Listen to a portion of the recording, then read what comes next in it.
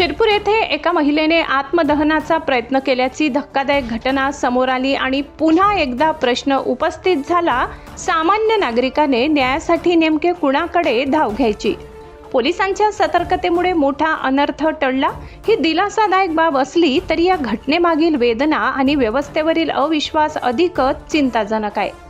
हिसाडे येथील अनिता विवेक पाटील यांनी शेतजमिनीच्या वादातून होत असलेल्या कथित त्रासामुळे हा टोकाचा निर्णय घेतल्याचे सांगितले जाते।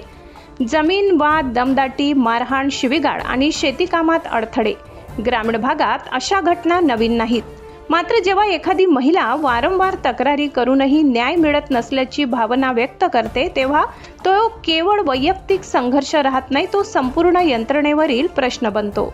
लोकशाही व्यवस्थेत पोलीस आणि प्रशासन हे नागरिकांच्या सुरक्षेचे आधारस्तंभ मानले जातात। जर तक्रारदारालाच पक्षपातीपणाची भावना निर्माण होत असेल तर त्या व्यवस्थेच्या विश्वासार्हतेला तडा जातो।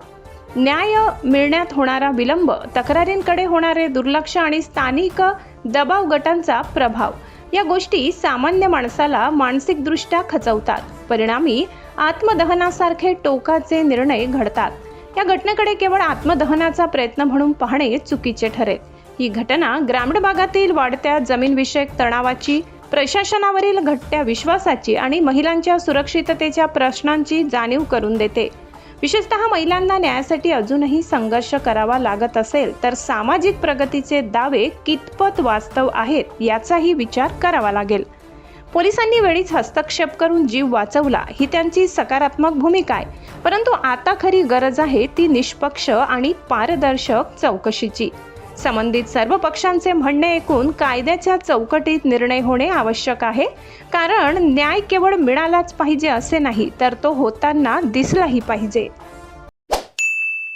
सबस्क्राइब करा, बेल आयकॉनचे बटन दाबा, सोबत शेअर करायला विसरू नका।